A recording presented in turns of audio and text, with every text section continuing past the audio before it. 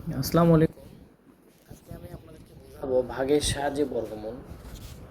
ভাগের সাহায্যে বর্গমূল এটা কিভাবে করতে হয়, ভাগের সাহায্যে বর্গমূল সেটা আমি আপনাদেরকে বিস্তারিত বোঝাবো।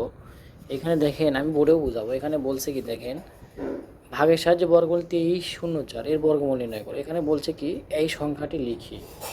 এখানে বলছে 23 শূন্য 4 সংখ্যাটি লিখি। তাহলে এরা বলছে 23 শূন্য 4 সংখ্যাটি লিখি, এখানে কিন্তু লিখছে। লেখার পরে কি করছে দেখেন, এখানে বলছে ডান দিক থেকে দুইটি করে অঙ্ক নিয়ে জোড়া করি। ডান দিক থেকে দুটো করে বর্ণ, তাহলে এই দিকের দুটো বর্ণ, ডান দিক কিন্তু আমাদের এইটা, এই দিকের দুটো করে বর্ণ নিয়ে জোড়া করতে বলছে। কি বলছে, ডান দিক থেকে দুটি করে অঙ্ক নিয়ে জোড়া করি। তাহলে এখান থেকে দুটো নিয়ে একটা জোড়া করছে এবং এখানে একটা জোড়া হইলো। তাহলে কয়টা জোড়া হলো? দুইটা জোড়া হলো। তো ডান দিক থেকে জোড়া নিয়ে প্রত্যেক জোড়ার উপর রেখা চিহ্ন দিই। তো ডান দিক থেকে দুটো করে বর্ণ নিয়ে জোড়া হলো, একটা করে রেখা চিহ্ন দিচ্ছে। দেখেন দুইটা জোড়ার উপর রেখা, এখানে একটা রেখা, দুইটা রেখার উপর দাগ দিছে। এখন ভাগের সময় যেমন খাড়া দাগ দেওয়া হয়, ডান পাশে তদ্রূপ একটি খাড়া দাগ দিই। ভাগের সময় যেমন আমরা এই পাশে দাগ দিই, কিন্তু এই সংখ্যার ডান পাশে এই পাশে খাড়া দাগ দিতে বলছে। আচ্ছা, দিলাম। দেওয়ার পথে প্রথম জোড়া কত আছে? প্রথম জোড়া আছে 23। প্রথম জোড়া কিন্তু 23, আর এই জোড়া কিন্তু আছে 0 4। তো 23-এর বর্গমূল এখান থেকে করতে হবে। তো এটা আমি আপনাদের বোর্ডে বোঝাবো, একটু সুন্দর করে লক্ষ্য করবেন, বোর্ডে লক্ষ্য করবেন, তাহলে ইজিলি বুঝতে পারবেন। বিষয়টা লক্ষ্য করেন 5 পৃষ্ঠা ভাগের সাহায্যে বর্গমূল। উদাহরণ কিন্তু এভাবে আছে, ভাগের সাহায্যে বর্গমূল 23 শূন্য 4 এর বর্গমূল নির্ণয়। এখন সমাধানে চলে আসছি। অঙ্কটা অনেক বড় হবে, কিন্তু বড় হলেও আপনারা যেন একটা ভাগের সাহায্যে বর্গমূল যদি একটা অঙ্ক ভালোভাবে মাথায় ঢোকাতে পারেন, তাহলে সবগুলো অঙ্ক ইজিলি করতে পারবেন, সবগুলো অঙ্ক ইজিলি করতে পারবেন। তো যেমন এখানে বইয়ে বলা ছিল সংখ্যাটি লিখি। ওখানে বইয়ে বলা ছিল সংখ্যাটি লিখি, তাহলে আমরা এই সংখ্যাটা লিখলাম প্রথমে 23 শূন্য 4। তারপরে কি বলছিল, ডান দিক থেকে দুটি করে অঙ্ক নিয়ে জোড়া তৈরি করি। ডান দিক থেকে দুটি অঙ্ক, আমাদের কিন্তু এটা বাম, এটা ডান। ডান দিক থেকে দুইটি করে অঙ্ক নিয়ে জোড়া তৈরি করি। তাহলে এখানে একটা, এখানে একটা, দুটো নিয়ে একটা জোড়া তৈরি করলাম। আবার এখানে একটা, দুটো, এই দুটো নিয়ে জোড়া তৈরি করলাম। কিন্তু 3 নম্বর স্টেপে বলা আছে ডান দিক থেকে জোড়া দাগ নিয়ে প্রত্যেক জোড়ার উপর রেখা চিহ্ন দিই। 2 নম্বর স্টেপে বলা আছে ডান দিক থেকে দুটি করে সংখ্যা নিয়ে প্রত্যেক জোড়ার উপরে রেখা টান দিই। এখানে একটা রেখা টান দিলাম, এখানে একটা রেখা টান দিলাম। তো তাহলে আমরা দুটো রেখা টান দিছি। টান দেওয়ার পরে আপনার পরের স্টেপে বলা আছে, কিন্তু এখানে পরের স্টেপে বলা আছে দেখেন, ডান দিক থেকে নিয়ে দুটো করে দাগ দিয়ে, এখন বলে ভাগের সময় খাড়া দাগ দেওয়া হয়, ডান পাশে তদ্রূপ একটা খাড়া দাগ দিয়ে। যেমন যেমন এখানে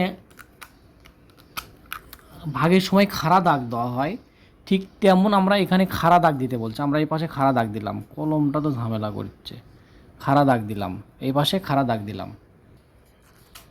মেন কথা দেখেন, ভাগের সময় কিন্তু আমরা এই পাশে খাড়া দাগ দিই, কিন্তু বইয়ে বলে যে ভাগের সময় আমরা এই পাশে খাড়া দাগ দিব। এখানে বর্গমূলের সাহায্যে ভাগের নির্ণয়, এটাই সূত্র। ভাগের সাহায্যে এই পাশে আমরা খাড়া দাগ দেবো। এখন কথা হলো, তাহলে আমরা এই পাশে দুটো সংখ্যাকে আগে ভাগ করব। বর্গ মানে এমন এমন সংখ্যা নিব বর্গ, যেমন ধরুন 2-এর বর্গ কত হয়? 4। তাহলে 23 অনেক দূরেই থাকলো। 3-এর বর্গ হয় 3 3 9। 4-এর বর্গ হয় 4 4 16। কিন্তু আমাদের আছে কিন্তু 23, টার্গেট কিন্তু 23, আমাদের টার্গেট কিন্তু 23। তাহলে 5-এর বর্গ কত হয়? 5-এর বর্গ 5 5 25, কিন্তু এখানে আছে 23। এখানে এখানে একটা জিনিস দেখেন, 4-এর বর্গ কত? 16, ঠিক আছে।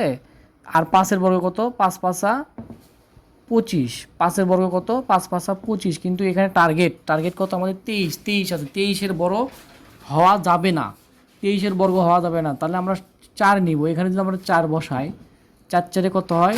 16 লিখব। 4 4 কত? 16। ভাগটা ভালো করে বুঝে নিচে টান দিলাম, 4 4 16। এখন এটা বিয়োগ করি, 13 থেকে 6 গেলে থাকে 7, 7 6 যেহেতু 13, 13 থেকে 6 গেলে থাকে 7, হাতে পরে 1, সেই 1 এখানে যাবে, 2 2 মিলে গেলে 0, দরকার নাই। আমরা এখন এই পাশে দাগটা দিব, এখন এই পাশ থেকে দাগ দেব। এখন একটা বিষয় খেয়াল করেন, এখানে যখন আমরা 4 লিখলাম, এখানে কিন্তু 4 লিখছি, তাহলে কত হলো? এখানে কত হলো? 4 লিখলে 4 4 16। তাহলে আমরা এখন এই সংখ্যাটা নামাবো। এই সংখ্যা নামানোর আগে কথা আছে। এখন খেয়াল করেন, এখানে 4 4 16 বিয়োগ করলে 7, এখানে 1। এখন আমরা দুটো সংখ্যা নামাবো। এই বর্গক্ষেত্রে একসাথে দুটো সংখ্যা নামানো যায়, কোনো সমস্যা নাই। একসাথে দুটো সংখ্যা নামানো যায়, কিন্তু এখানে একটা খেয়াল করেন, এখানে আমাদের কিন্তু ভাগফল আসলে 4, কিন্তু এখানে আমরা কত লিখবো? এখানে লেখার কারণ হলো এখানে আমরা যেটা লিখবো, এখানে এখানে যে সংখ্যায় হবে তার দ্বিগুণ করব। ধরেন এখানে 4, 4-এর দ্বিগুণ কত হয়? 8। দ্বিগুণ সবসময় 2 গুণ ধরবো, এখানে যেটাই হবে তার দ্বিগুণ ধরবো। তাহলে 4-এর দ্বিগুণ কত হচ্ছে? আমরা 8। কিন্তু আমরা দুটো সংখ্যা কিন্তু নামাইছি। এখন কথা আছে, এখন কথা হলো এখানে যে 4-এর দ্বিগুণ 8 লিখলাম, এখানে এমন একটা সংখ্যা লিখবো, যে সংখ্যা লিখবো ওই সংখ্যা দিয়েই আমরা এই সংখ্যাকে গুণ করব যেন আমাদের কাছাকাছি মিলে যায়। যেমন ধরেন এখানে আমার বের হচ্ছে কত? 8। 8-এর সাথে যদি 2 দিই তাহলে 2 দিয়ে গুণ করি, 2 দুগুণ 4, 8 দুগুণ কত হয়? 16, 164। কিন্তু এখানে আছে কত আমার? 704। খেয়াল করেন এখানে আছে 704, তো অনেক ডিস্টেন্স, অনেক ডিস্টেন্স। তাহলে এখানে 8-এর সাথে যদি আমি, আহা কলম ভালোই ডিস্টার্ব দিচ্ছে, সরি। আপনারা কন্টিনিউ করেন, ভিডিওটা অবশ্যই মজা পাবেন অঙ্কটা দেখে, অঙ্কটা ভিডিওটা বড় হবে। যেমনটি বলছিলাম 8-এর সাথে 2 দিলে অনেক ছোট হচ্ছে, আমরা যদি 5 দিই কত হয়? 8-এর সাথে যদি 5 দিই, আর 5 দিয়ে করে 5 5 25, 5 8 40, আর 2 42, 425। বেশি ছোট হয়ে গেল, তো 700। তাহলে আমরা একটু বড় সংখ্যায় দিই। 8-এর সাথে যদি 8 বসাই তাহলে কি হয়? 8 8 64, 4। আপনার অঙ্ক করতে করতে হ্যাবিট হয়ে যাবে, হাতে পড়ে 6। তা 8 8 64 আর 6 কত হচ্ছে? 70 হচ্ছে। তাহলে যদি আমরা এখানে 8 বসাই তাহলে অঙ্কটা কিন্তু মিলে যাবে। বিষয়টা লক্ষ্য করেন, এখানে যদি 8 বসাই তাহলে কিন্তু মিলে যাবে। এখানে 8 বসালে আমরা কিন্তু 8 দিয়েই কিন্তু গুণ দিব। ক্যালকুলেটর ইউজ করেন। 8 8 64, 4, 8 8 64 আর 6 কত হচ্ছে? 70। আমার 8 দিলে কিন্তু মিলে যাবে। তো আমরা এখানে 8 দেওয়ার কারণে আমাদের কিন্তু 8 দিয়ে 8 গুণ করলে আমার 704 হচ্ছে। তাহলে কিন্তু আমার মিলে গেল। তাহলে যেহেতু এখানে 8 বসাইছি, সেই 8টাই আমরা এখানে লিখবো, সেই 8টাই আমরা এখানে লিখব। অঙ্কটা ধীরে ধীরে বুঝবেন, দেখবেন মিলে যাবে। এখন আমরা লিখতে পারি অথেব, অথেব 2304, 2304, 2304 এর বর্গমূল। 2304 এর বর্গমূল আমরা লিখতে পারি এখানে 2304। তাহলে আমার হবে কত জানেন? তাহলে হবে হলো 48। 2304 এর রেজাল্ট হবে 48। আপনারা ক্যালকুলেটর ইউজ করে দেখবেন, এটা হবে। তো যাই হোক, এই অঙ্কটা আপনারা খুব ইজিলি সুন্দরভাবে আমার মনে হয় বুঝতে পারছেন। তেমন কিছুই না, আগে ডান দিক থেকে জোড়া করবেন, জোড়া করে উপরে দাগ দিবেন। জোড়া এখানে যদি সংখ্যা থাকে একটা বিজোড়, তাহলে একটা শূন্য দিয়ে জোড়া করে নিতে পারেন, সমস্যা না। আমরা প্রতিটা অঙ্কই শিখবো, ধীরে ধীরে শিখবো, এত হতাশ হওয়ার কিছু নাই। এই স্টাইলের পরের অঙ্কগুলোও হবে।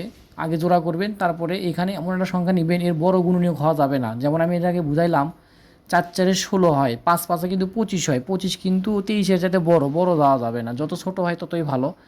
একসাথে দুইটা সংখ্যা নামাবো, এখানে যে সংখ্যাটা লিখবো সেই সংখ্যা দিয়ে ওই দুইটা সংখ্যাকে গুণ করবো, দেখবো এটার কাছাকাছি যায় কিনা। যেহেতু এটা মিলে গেছে তাহলে আমার এটাই রেজাল্ট। অর্থাৎ 2304 বর্গমূল। আপনারা এইভাবে রেজাল্ট করবেন, দেখবেন মিলে যাবে। উত্তর আমাদের 48 হবে। আশা করা যাচ্ছে অঙ্কটা বুঝছেন। আসসালামু আলাইকুম, সবাই ভালো থাকবেন।